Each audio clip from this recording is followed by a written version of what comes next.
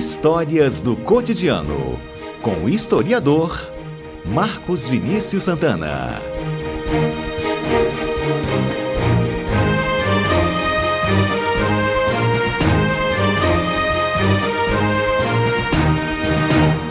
Marcos Vinícius Santana, boa tarde para você oficialmente agora. Boa tarde, Johnny. Boa tarde a todos os nossos amigos aqui do estúdio e quem está nos ouvindo. Que igreja é essa? Que igreja? Eu quero saber. Eu fiquei curioso na hora que Adalberto falou que quem casa ali, casa para valer, que dura muito tempo, são casamentos que duram uma eternidade. Duradouros, exatamente. Bom, primeiro, para situar os nossos ouvintes, quem não sabe, a gente precisa falar o seguinte.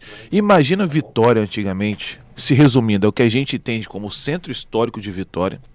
E dentro do centro histórico de Vitória, só se resumindo, a Cidade Alta. Essa era a cidade, porque foi a cidade por séculos. A parte baixa era colocada como área marginalizada ali, digamos, né? E aí no século XVIII surge a Igreja do Rosário dos Pretos. Mas era uma cidade extremamente pequena, com uma sociedade dividida entre igrejas do ponto de vista racial. É mesmo? Então imagina você que você está ali na frente da catedral, né? Próxima à catedral. Atrás de você vai estar a igreja matriz, né? Que é a igreja que hoje tornou-se catedral. Mas você de costas para a catedral, à direita você vai ter a Capela de Santa Luzia, que foi a primeira, digamos, construção da Vitória colonizada, né? À sua frente vai estar o Palácio Anchieta, que era a igreja de São Tiago. Próximo ao Palácio Anchieta, mais à frente, vai estar o que hoje é o Palácio Sônia Cabral, que na época era a Igreja da Misericórdia.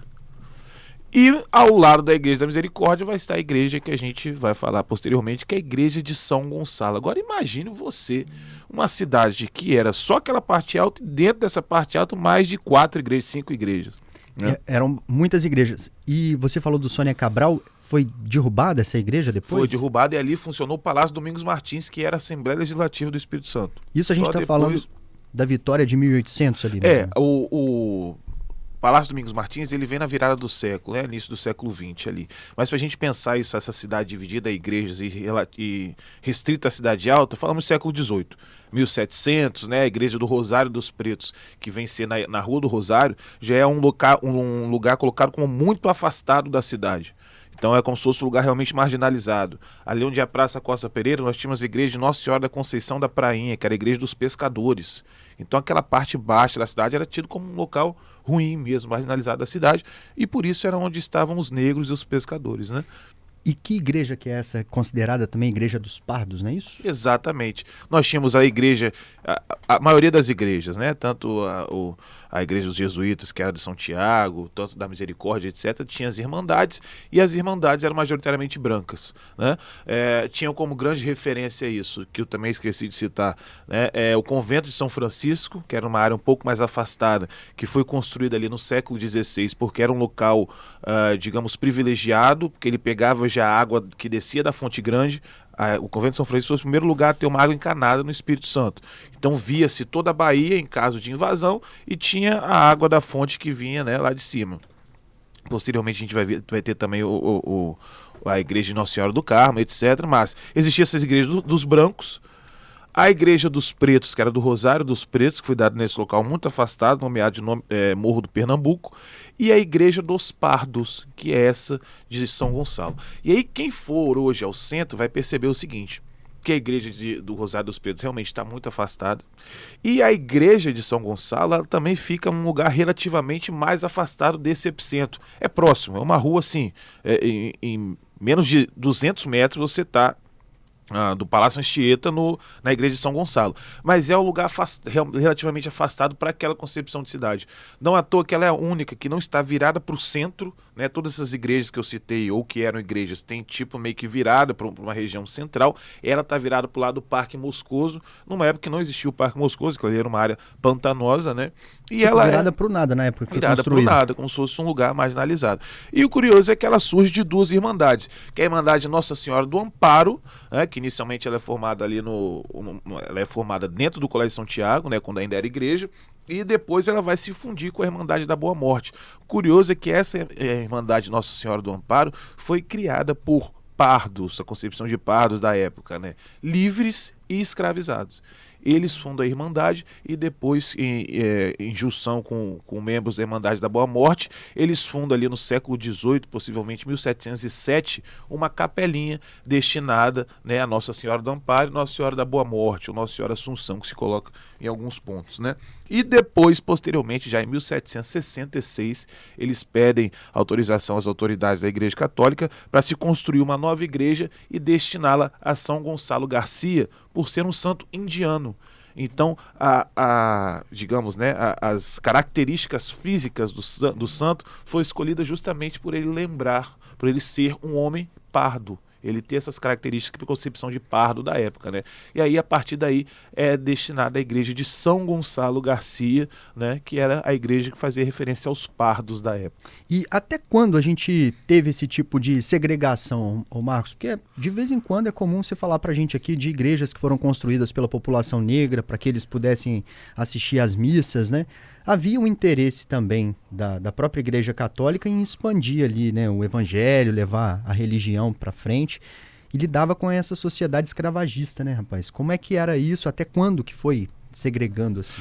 Primeiro a gente precisa pensar que é o seguinte: essas igrejas, elas eram construídas e administradas por irmandades, né? E essas irmandades, nessa sociedade, digamos, né, de alguma forma estruturada do ponto de vista racial, elas cumpriam um processo de pertencimento.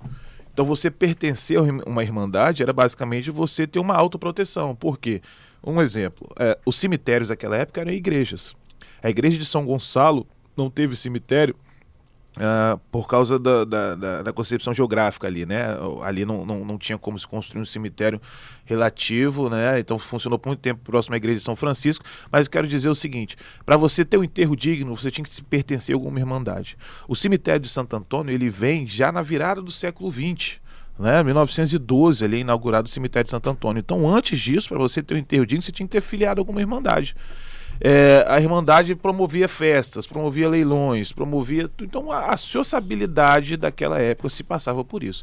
E isso vem muito de onde a gente pode dizer que isso vai acabar um pouco só lá na virada do século XX, com aquela coisa de proclamação da República, talvez. Uma coisa muito importante que acontece em Vitória, que é as reformas urbanas. Então Vitória rompe com esse sentido colonial e se espelha muito nas reformas urbanas europeias, né? E dentro dessas concepções de reforma vem uma instituição muito forte, que eram os clubes. Então os clubes meio que substituem esses pertencimentos às irmandades religiosas.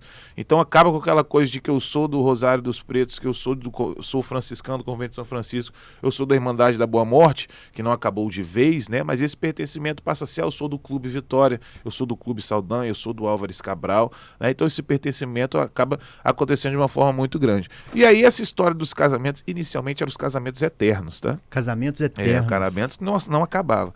Mas aí eles foram vendo que os casamentos de fato estavam acabando, aí mudaram para os casamentos duradouros. E isso possivelmente tem uma razão do seguinte: em alguns locais São Gonçalo é colocado como o santo casamenteiro, né? Mas principalmente porque quando a igreja matriz de Vitória, que era a principal, que hoje vem a ser a catedral, entrou em reforma ali também no começo do século XX, essa concepção de matriz foi transferida para a igreja de São Gonçalo. Então quase todo mundo casava ali. E aí a possibilidade de ter casamentos duradouros numa igreja que todo mundo casa era muito comum, né? E aí essa lenda acabou perpetuando na cidade. Gilberto, nosso ouvinte, está dizendo que se casou lá. Aí. No dia 15 de outubro de 1988, já tem 37 anos, está casado até hoje e a igreja ainda é muito aconchegante. Isso. Há quem diga, por exemplo, que na construção existe um processo de não é refrigeração, né? Mas que você não sente tanto calor lá dentro. A igreja, ela tem lá duas imagens que, se não me engano, é de Santo Inácio Loyola e São Francisco Xavier, que elas são feitas todas em bronze, são imagens coloniais que vieram do antigo Colégio de São Tiago, que veio a ser o Palácio Anchieta. Lá acontece a missa tridentina, que é quando uma vez por mês se reza uma missa em latim. Até hoje rola? Até hoje. Acontece lá. A grande manifestação, né, que a Irmandade se mostra para a cidade, podemos dizer assim, acontece próximo ao dia do 15 de agosto, que é uma celebração a essa devoção mariana, né, de Boa Morte.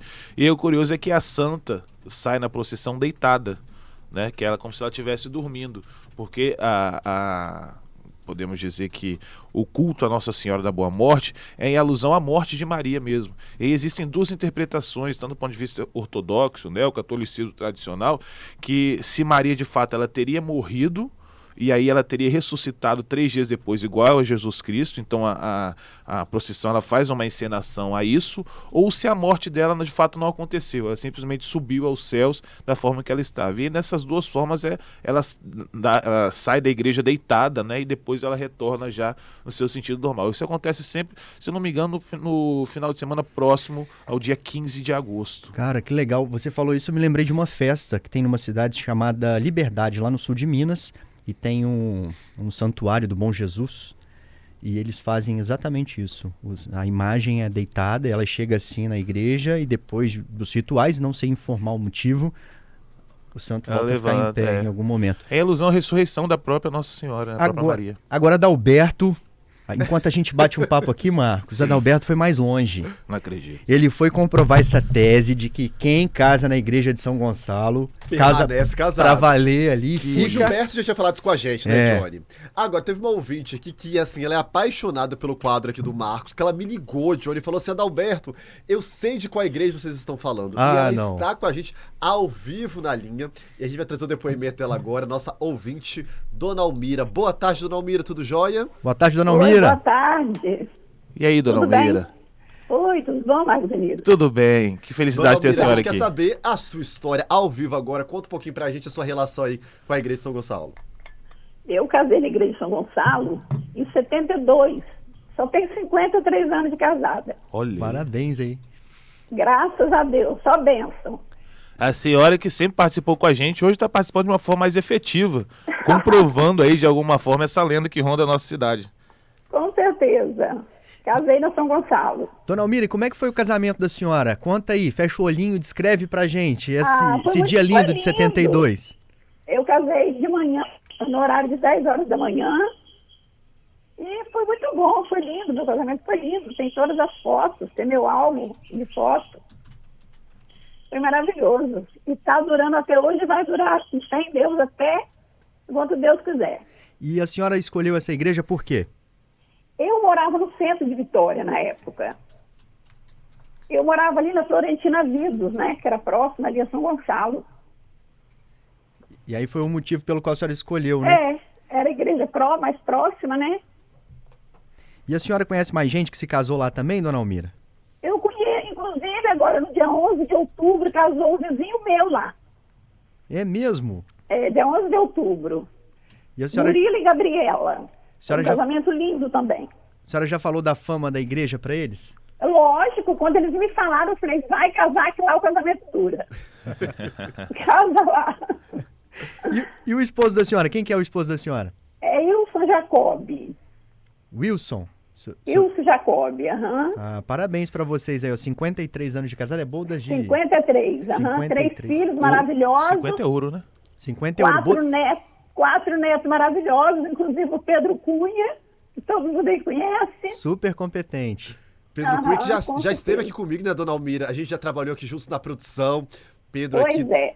Trabalhamos durante muito tempo juntos. E Dona Almira, porque o Pedro foi para Minas Gerais, Johnny, mas Dona Almira, ela continua aqui em Cariacica e sempre ouvindo o CBN Cotidiano. Todo dia, né, Dona Almira? Todo dia, não perco um dia. Todo dia.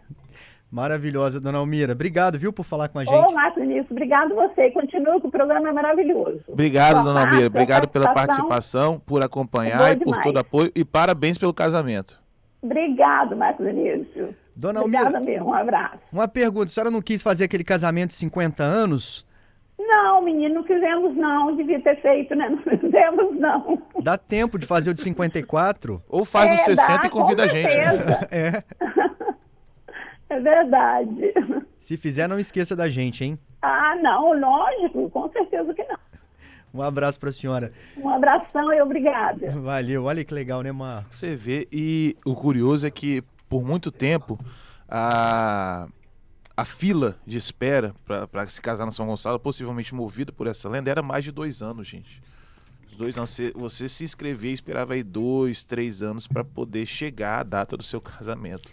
E é uma igreja bonitinha, ela fica escondida mesmo ali, não? Isso, acho que o entorno, né, que é aquela rua de paralelepípedo, possibilita, né, uma imersão histórica, e você consegue ter aquela vista voltada para o Parque Moscoso. Então é realmente uma imersão histórica e que, se eu não me engano, está aberto para visitação. Tá? Quem quiser conhecer um pouquinho mais disso que a gente está falando, segue Igreja São Gonçalo Vix, se eu não me engano, está no Instagram, né? Tem um projeto também que eu queria muito divulgar aqui, que eu acho muito legal o povo seguir, se chama Mini Urbanistas.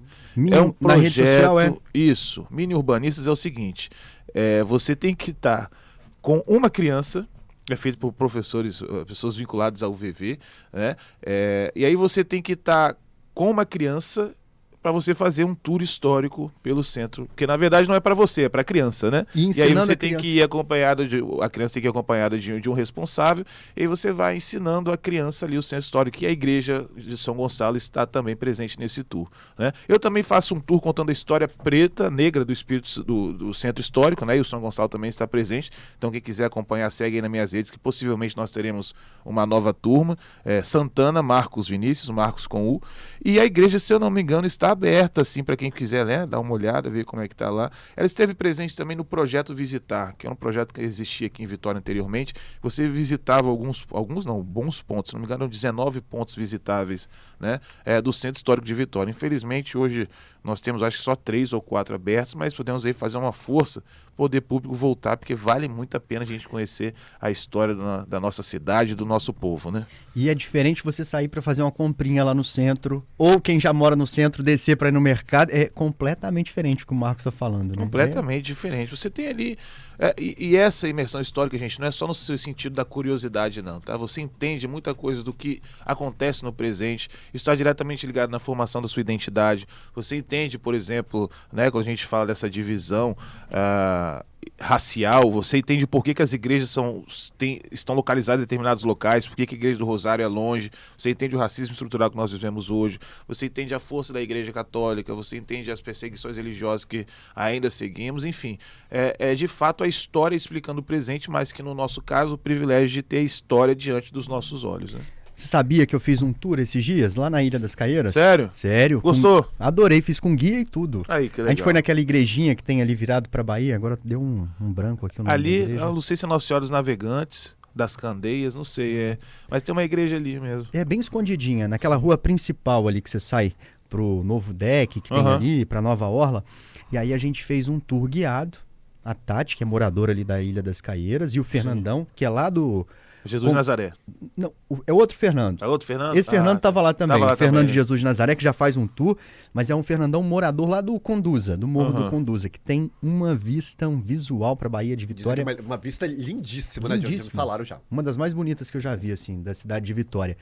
E aí a galera da comunidade levanta a gente para conhecer, então você conhece os moradores antigos, a história desses moradores, o Museu do Pescador. Aí, que legal. E como foi mudando ali aquela região. É outra pegada. É importante dizer isso também, é uma forma de entretenimento que as pessoas precisam descobrir mais. Esses tours guiados, né? Nós temos, você citou, Fernando Jesus de Nazaré, nós temos uma rota que eu infelizmente esqueci o nome do coletivo, mas que faz a Rota do Bem na comunidade de São Benedito. Te leva lá em cima no mirante e mostra a trajetória daquele povo que ocupou aquilo ali. Então é maravilhoso. Nós temos esse tour do Mini Urbanista que eu faço também ali, né, no Centro Histórico. A AMA Centro, a Associação de Moradores do Centro, também costuma fazer em situações esporádicas, né, alguns tours guiados. Então é isso, é a gente conhecer a comunidade, ter uma relação com a nossa terra que só traz benefícios. E olhar para um prédio e ver que não é só um monte de concreto, né, Marcos? Exatamente. Tem uma história danada ali. Explica até o porquê do prédio estar ali. No caso de Vitória, a gente pode problematizar a verticalização do centro, que alterou aquela concepção de uma cidade, né, colonial. Você vê, chega, por exemplo, na Jerônimo Monteiro, você vê hoje uma avenida abandonada, e isso justifica o que as pessoas costumam dizer, que o centro está abandonado, mas o centro não está abandonado, gente. O centro é berço de cultura simultânea que acontece quase que durante toda a semana. Isso, infelizmente, é uma situação que acontece por quem passa pelo centro apenas pela Jerônimo Monteiro e vê que, do ponto de vista comercial, realmente ela está abandonada, né? Mas que não está. Essa é o estudo de tese da Viviane, uma amiga nossa que estuda também o Centro de Vitória, então um abraço para ela. E é isso, a gente conhecer a nossa história através da imersão, do contato, porque, como eu disse, só traz benefícios para o nosso cotidiano. Verdade. Você falou da Jerônimo Monteiro, o desafio aí nossos ouvintes é passarem pela Jerônimo Monteiro, prestando atenção nos prédios que tem ali. Isso. São lindíssimos. São lindíssimos, são históricos. A Jerônimo Monteiro é um corredor cultural, porque desde lá do começo você tem o Cais... não é Cais das Artes, não. Casa Porto, já logo no começo, aí você segue, você tem a Fafi à esquerda, depois você tem o Museu de Arte do Espírito Santo à direita, mais à frente você tem o Teatro Glória, agora nós temos a inauguração da antiga Estação Porto, né, que é um equipamento também do governo do estado, que não está na Jerônimo Monteiro, mas está próximo ali, né, naquela região portuária. Então é realmente um corredor cultural. O Mercado da Capixaba, que retornou recentemente. Então é um corredor cultural mesmo, que infelizmente hoje passa por esse problema de, digamos, de falta de aquecimento do comércio, mas que não mostra a realidade do centro e que ainda segue como uma importante avenida cultural para a nossa cidade. Valeu, Marcos Vinícius. Eu que agradeço, até a semana que vem. Vamos reforçar sua rede aí para o pessoal te seguir. Isso, Santana, Marcos Vinícius, Marcos com U. Falo sobre a história do Espírito Santo, história popular do Brasil, e de vez em quando faço também esses eventos esporádicos como tour guiados, e espero muitos seguidores, que é sempre um prazer estar divulgando a nossa história. O material do Marcos é literalmente bomba na rede social. Eu sigo o Marcos e direto alguém compartilhando o material do Marcos. Aí, entendeu? que bom, fico então, feliz. O alcance é sempre grande. Tem dia que ele chega aqui, eu acabei de receber alguma coisa, falou aqui, ó, tô mandando. Tô quase famoso. Tô vendo, tá ficando mais ainda. Obrigado, meu amigo. Valeu, um abraço.